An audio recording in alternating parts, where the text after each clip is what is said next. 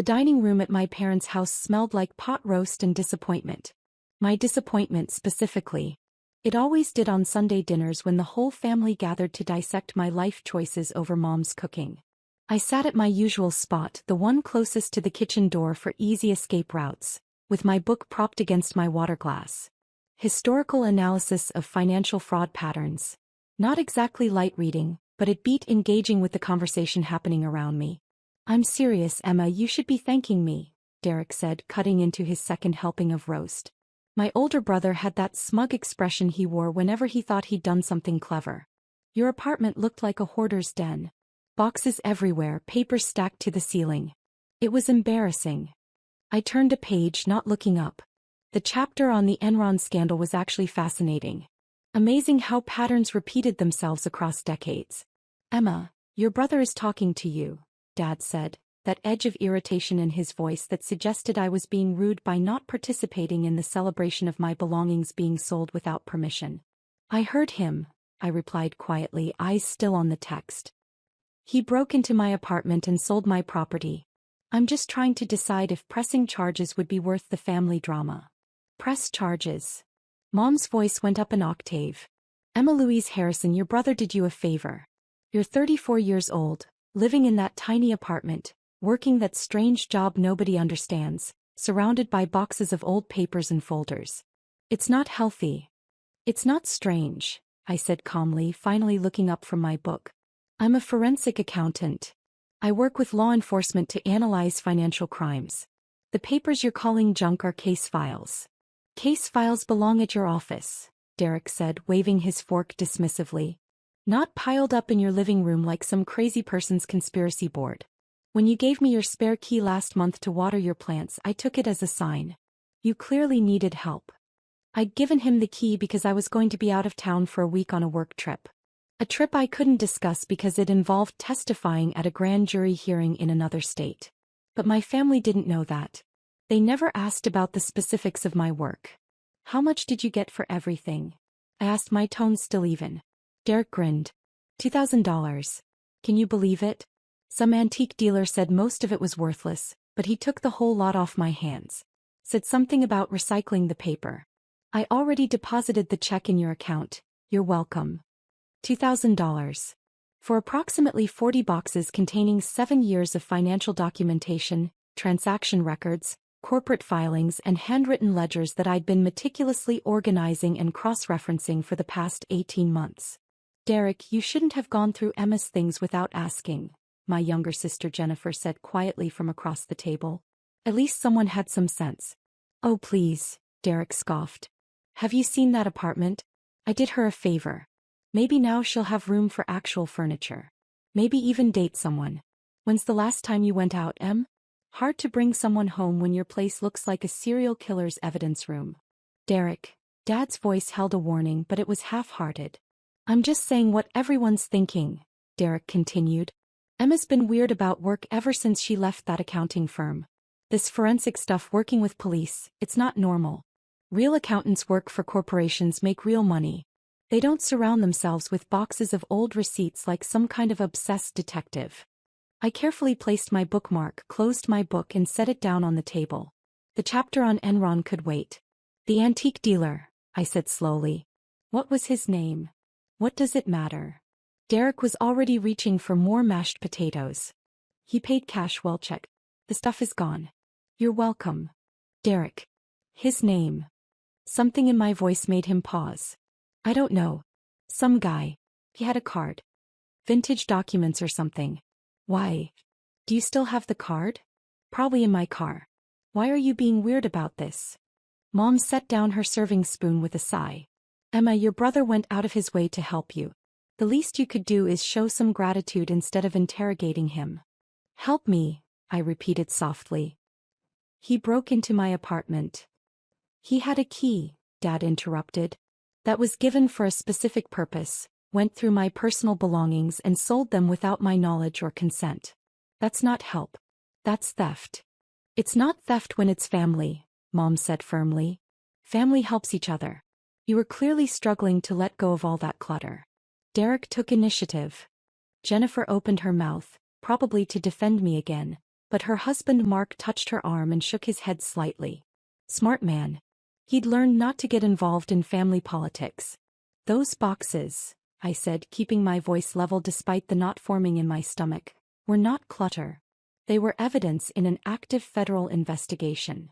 The table went quiet. Evidence. Dad's tone shifted slightly, though still skeptical. Emma, you're not actually FBI.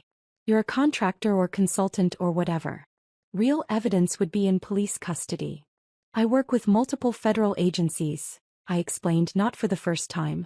When cases involve complex financial fraud, they bring in specialists. That's what I do. I analyze financial patterns, trace money movement, build cases. The documents I keep at home are copies for my analysis work. The originals are secured, but I need working copies to do my job. So they're just copies, Derek said, relaxing. Then what's the big deal? Make new copies. I looked at him, really looked at him. My brother, who'd graduated with a business degree and now managed a car dealership.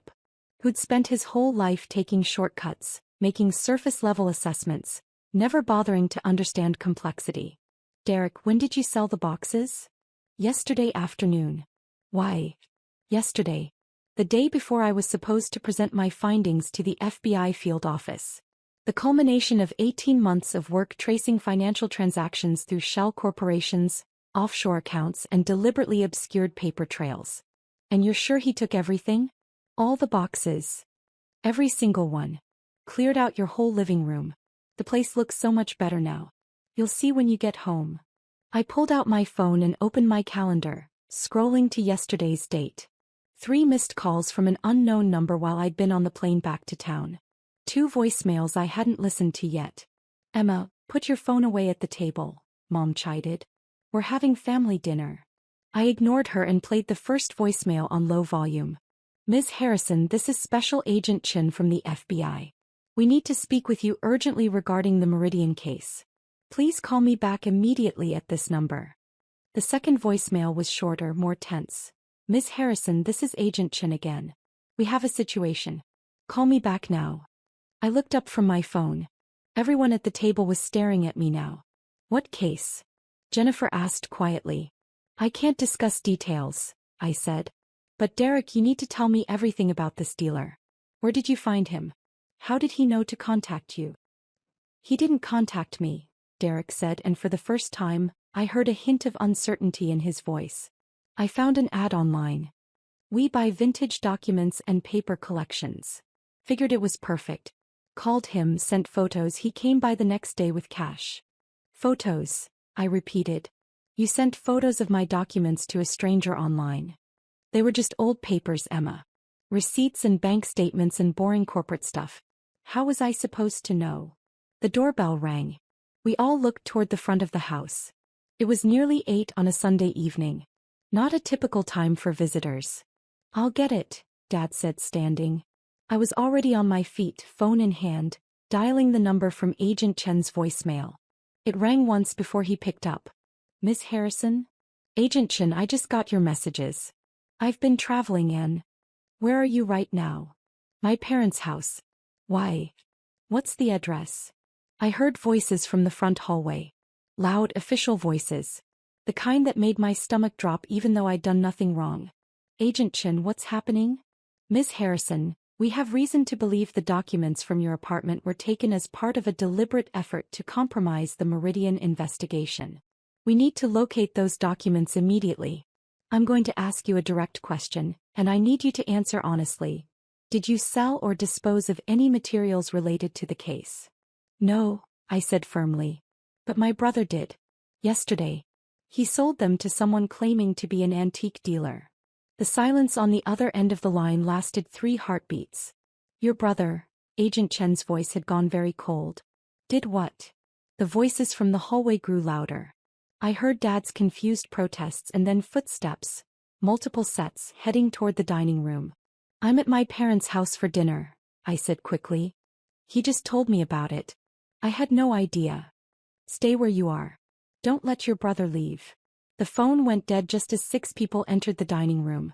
3 FBI agents in tactical gear, 2 more in suits, and 1 woman in a DA jacket. All of them had the kind of serious expressions that made Derek's face go pale. Emma Harrison? The lead agent asked, though his eyes had already found me. Yes. He held up credentials. Special Agent Martinez, FBI. We spoke with Agent Chen. You're aware of the situation with your documents. I just found out 10 minutes ago. I gestured toward Derek, who looked like he might be sick. My brother sold them yesterday without my knowledge or permission. Every eye in the room turned to Derek. Who sold what? Mom's voice was shrill. What is happening? Agent Martinez kept his focus on Derek. Sir, I need you to stand up slowly and keep your hands visible. What? Why? Derek's voice cracked. I didn't do anything wrong. I just sold some old papers. You disposed of evidence in a federal investigation, one of the suited agents said sharply. That's obstruction of justice at minimum. Depending on your involvement, it could be conspiracy, evidence tampering, or accessory to fraud. Dad stood up, his face flushed. Now wait just a minute. My son didn't know anything about any investigation. He was helping his sister clean her apartment. This is obviously a misunderstanding. Mr. Harrison, I need you to sit down. Agent Martinez's voice wasn't loud, but it carried absolute authority. Your son unlawfully entered a private residence and removed materials that were part of an active federal investigation into an $85 million fraud case. Whether he knew what he was doing or not, the results are the same. 85 million? Jennifer whispered. I moved around the table toward Agent Martinez. The documents he sold, do you know where they are now? That's what we're trying to determine. The antique dealer your brother contacted was likely working for the targets of our investigation. They've been trying to locate your working files for months. But how would they know where Emma lived? Mom asked, her voice trembling now. How would they know to contact Derek? Agent Martinez looked at Derek. Sir, the ad you responded to, had you searched for it specifically, or did it appear in your feed? Derek's hands were shaking. I was looking at Emma's Instagram. She posted a photo from inside her apartment a few months ago. You could see some of the boxes in the background. I was just looking for a way to help. The ad showed up in my feed after that. I thought it was a coincidence. Targeted advertising, one of the other agents muttered. They've been monitoring her social media, identified family members, and fed content specifically to people who might have access to her residence. I felt cold. They've been watching me. The Meridian Corporation has extensive resources, Agent Martinez said. We've known they were trying to locate and destroy evidence. We just didn't anticipate they'd find a way to use your family to do it. This is insane, Dad said, but his voice had lost its confidence. You're saying Emma was in danger? That people were targeting her? Targeting her work, Agent Martinez corrected. Ms. Harrison has been building a case that would expose decades of financial fraud. The people she's investigating have billions of dollars at stake. They've been very motivated to stop her. Derek had sunk back into his chair, his face ashen. I didn't know. I swear I didn't know. Thought I was helping. The apartment looked so messy and Mom kept saying Emma needed someone to intervene and I just thought you knew better, I finished quietly. Thought my work was junk. Thought I needed saving from myself. Emma, that's not fair, Mom started, but Agent Martinez cut her off. Ma'am, your son's actions, regardless of intent, have potentially compromised a major federal investigation. 18 months of work may be unrecoverable. Multiple agencies have been involved in this case. If the defendants successfully destroy the evidence, they may walk free. But there are originals, right? Jennifer asked. Emma said these were copies. The originals are secured, yes, Agent Martinez confirmed. But Ms. Harrison's working files contained her analysis, her cross-references, her notes on patterns and connections. That analysis is what makes the raw data usable in court. Without it, we'd be starting over from scratch. How long would that take? Dad asked. Agent Martinez looked at me. I knew the answer. So did he. 18 months minimum, I said. Maybe longer. The patterns I found required constant cross-referencing across thousands of transactions. I'd have to rebuild the entire analytical framework. And the statute of limitations on some of the charges expires in 14 months, Agent Martinez added. Which means if we can't recover your work, Some of the defendants will walk free simply due to time constraints. The room was silent except for the ticking of the grandfather clock in the corner. Derek, I said quietly. I need you to tell these agents everything. The ad you saw, the messages you exchanged, the person you met where they took the boxes. Everything. I don't remember all the details. Derek's voice was barely audible. I deleted the messages after the sale was complete. I thought I was doing a good thing. One of the agents pulled out a tablet. We'll need your phone. Our tech team can recover deleted messages and trace the IP addresses. But we need it now. Derek hesitated, looking at Dad as if for permission. Give them the phone, Derek, Dad said heavily. As Derek handed over his phone with shaking hands, Mom started crying. Not loud, dramatic crying, but the quiet kind that was somehow worse. I don't understand, she said. Emma, why didn't you tell us your work was so important? Why didn't you explain? I looked at her, at all of them. I tried. For years I tried. But every time I mentioned my work, you changed the subject. Every time I explained what I was doing, you dismissed it as boring or weird or not a real career. You decided what I did wasn't important, so you stopped listening. That's not true, Dad protested. We always supported you. You supported the version of me you wanted to exist, I corrected gently. The one who worked at a big accounting firm, who had a normal job, who didn't bring work home.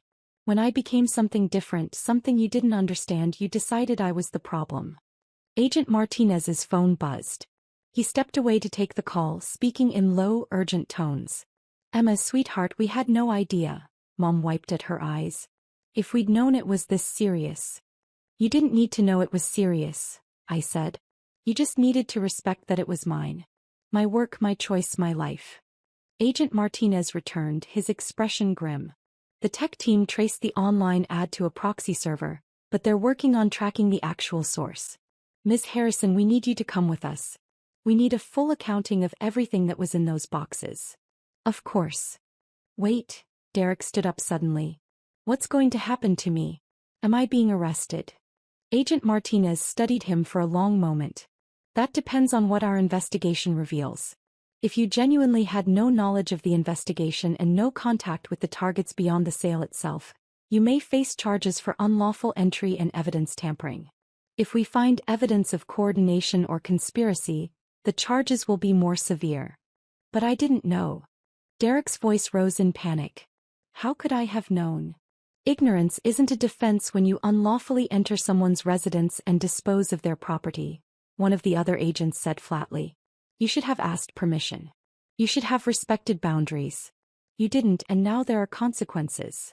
Dad moved to Derek's side. We'll get you a lawyer. A good one. This will be okay.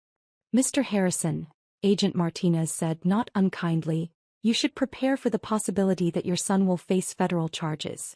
The best thing he can do now is cooperate fully and hope the courts consider his lack of knowledge as a mitigating factor. This is ridiculous, Mom said, anger breaking through her tears. He was trying to help his sister. You can't punish someone for that. Ma'am, he broke into her apartment and sold her property, Agent Martinez said. The fact that he thought he was helping doesn't change the legal reality. And given that the property turned out to be evidence in a major federal case, the consequences are significant. Another agent appeared in the doorway. Sir, we need to clear the scene. Tech team is en route to process the brothers' vehicle and electronic devices. Process. Dad's voice went up. You're going to search Derek's car? And his computer, phone, tablet, any electronic device he's used in the past 6 months, Agent Martinez confirmed. We need to establish the full scope of contact with the targets and determine if there was any coordination. There wasn't. Derek insisted. I just answered an ad. I took photos of the boxes, sent them, got offered money and made the sale. That's it. Then our investigation will confirm that, Agent Martinez said. But we have to investigate. The stakes are too high to take anyone's word for it. I grabbed my bag from the back of my chair. I'll go with you now and start reconstructing what I remember. Emma, don't, Jennifer said quickly. Don't you want a lawyer too? I didn't do anything wrong, I said simply. I'm the victim here and I'm a federal contractor who wants to help recover the investigation. I don't need a lawyer. Agent Martinez nodded. We appreciate your cooperation, Ms. Harrison. As I headed toward the door, Derek called out, "Emma, I'm sorry. I really am. I was just trying to help." I stopped and turned back to look at him. My brother, who'd spent our whole lives assuming he knew better, taking charge, making decisions for other people because he was so certain of his own judgment. "You thought my life was a mess," I said quietly. "You thought I needed rescuing. You never once considered that maybe, just maybe, I knew what I was doing. That the boxes you saw as clutter were actually the most important work of my career." "How was I supposed to know?" he protested weakly. "You could have asked," I said. "Instead of breaking into my apartment, going through my private belongings and selling them without permission, you could have called me and asked if I needed help. You could have respected my autonomy and my choices. You could have trusted that I'm a competent adult who can manage her own life." "We were worried about you," Mom said. "No," I corrected gently. "You were uncomfortable with me. With the life I'd built that didn't match your expectations. There's a difference." I followed the agents out of the dining room, leaving my family sitting in stunned silence around the table, pot roast growing cold, the Sunday dinner tradition shattered by the weight of federal consequences. The night air was cool as we stepped outside. 3 black SUVs were parked in the driveway, and I could see more agents examining Derek's car under portable lights. "Ms. Harrison," Agent Martinez said as we walked toward the vehicles, "I need to ask you something directly. Is there any possibility your brother was acting with knowledge of the investigation? Any chance this was intentional?" "No," I said without hesitation. "Derek is impulsive and arrogant and has always thought he knows what's best for everyone around him. But he's not malicious. He genuinely thought he was helping me by getting rid of what he saw as junk." "Even after you'd specifically not asked for his help?" "Especially then," I said. "Derek has never met a boundary he respected. It's who he is." Agent Martinez opened the SUV door for me. "The defendants in your case, they would have known your family dynamics. They would have researched everyone close to you looking for vulnerabilities. A well-meaning brother with a history of overstepping, that's exactly the kind of person they'd target." I slid into the back seat. "You think they engineered this? The targeted ads, the timing." "I think they created an opportunity and waited for someone to take it," he said. "Your brother made his own choices, but those choices were influenced by very sophisticated social engineering." As we pulled away from my parents' house, I looked back to see Derek being led outside by 2 agents, his hands cuffed in front of him.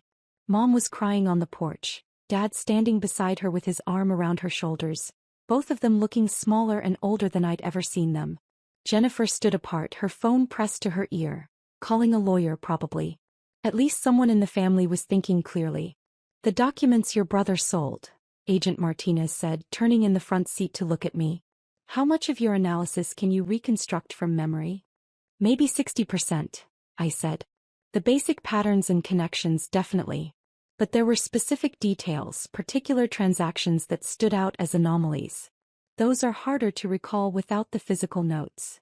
And if we can't recover the originals, then we start over. Request new copies from banks, corporations, government agencies. Most of it is accessible, but it takes time. Months and months of time we may not have." My phone buzzed. A text from Jennifer. "I'm so sorry. We should have listened to you. We should have respected your work. This is our fault." I didn't respond immediately. Part of me wanted to agree, to let the anger and hurt pour out. But mostly I just felt tired. Another text came through, this one from an unknown number. "We have what we need. Stop the investigation or your family suffers. Your choice." I showed the message to Agent Martinez immediately. His expression hardened. "They're desperate. That's good for us. Desperate people make mistakes.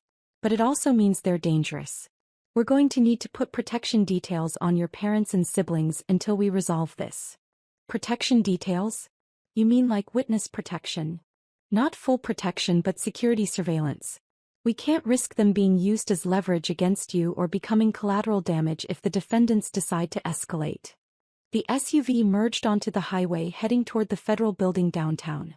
Behind us, I could see 2 more vehicles following. My security detail, I realized. "Ms. Harrison," Agent Martinez said, "I know this evening has been traumatic. Your brother violated your privacy and potentially compromised your work. Your family dismissed your career and made you feel unsupported. But I need you to understand something important." "What's that?" The work you've been doing, the analysis in those boxes, it matters. Not just to this case, but to thousands of victims who lost their retirement savings, their homes, their futures to Meridian Corporation's fraud.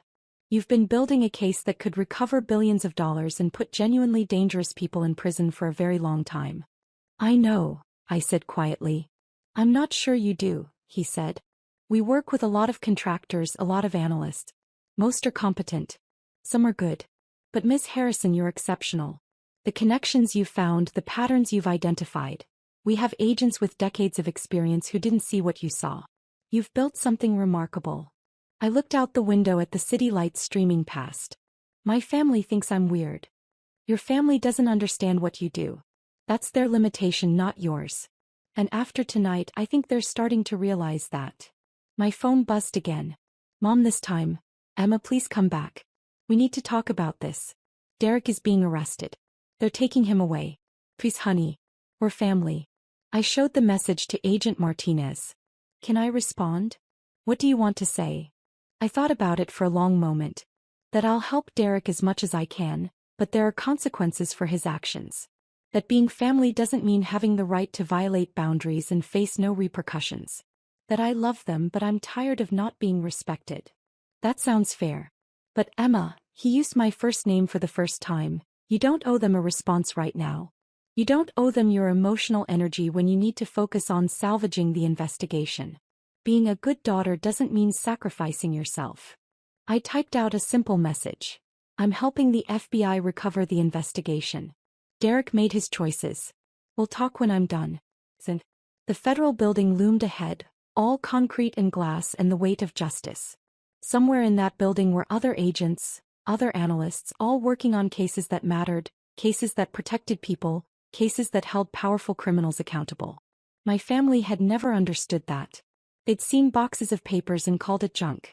They'd seen dedication and called it obsession. They'd seen important work and decided it was worthless because it didn't fit their definition of success. Agent Martinez, I said as we pulled into the underground garage, the Meridian case. If we can't recover my analysis, if we have to start over and some of the defendants walk free, what happens to the victims? They lose, he said simply. They already lost their money. But they'd also lose the chance for justice, for seeing the people who stole from them face consequences. That's what we're fighting for. Not just convictions but accountability. Then we'd better figure out where Derek's antique dealer took my boxes. Already working on it. Tech team is tracking his digital footprint.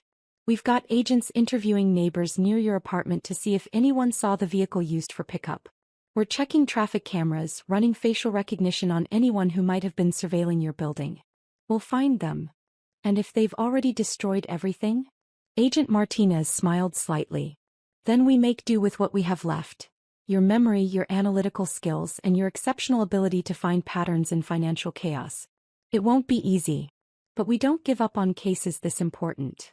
The elevator opened directly into a secure floor. More agents, more computers, more of the invisible infrastructure of federal law enforcement that most people never saw. My family thought I had a strange job, working late hours on incomprehensible financial documents, bringing home boxes of boring papers to analyze. They didn't understand that this was how you caught the criminals who wore expensive suits and hid behind shell corporations. This was how you protected people who trusted the system and got betrayed. This was important work. And tonight, whether they understood it or not, my family had learned that lesson the hard way. Conference room 3. Agent Martinez guided me down a hallway. We've got coffee, food if you're hungry, and a whiteboard. Let's start reconstructing what we can from memory. Even if we recover the physical documents, having your knowledge documented separately will strengthen the case. I set down my bag and picked up a marker. The whiteboard was large, blank, waiting to be filled with the patterns only I could see. The Meridian Corporation operated through 17 primary shell companies. I began writing as I spoke. The money flowed in patterns, 3-month cycles, moving through offshore accounts in the Caymans, then Luxembourg, then back to domestic accounts disguised as legitimate business income. Agent Martinez pulled out a laptop, recording everything. Other agents filtered into the room, listening, taking notes. I wrote faster, the patterns emerging from memory like they'd been waiting to be released. Account numbers, transaction dates, Anomalous transfers that had taken me months to identify and now poured out in a stream of recollection. Somewhere across town, Derek was being processed into federal custody, learning that good intentions didn't excuse bad actions. Mom and Dad were probably still crying, still trying to understand how their Sunday dinner had ended with FBI raids and federal charges. And somewhere else, the people who'd stolen $85 million from innocent victims were probably celebrating, thinking they'd won, thinking they'd successfully destroyed the evidence that could convict them. They were wrong. I filled the first whiteboard and moved to a second. The case was still alive. The investigation continued. And I was going to make absolutely certain that justice was served, even if I had to rebuild every single analysis from memory. Because that's what forensic accountants do. We find the patterns. We trace the money. We build the cases that hold criminals accountable. Even when our own families think we're just collecting junk. Especially then.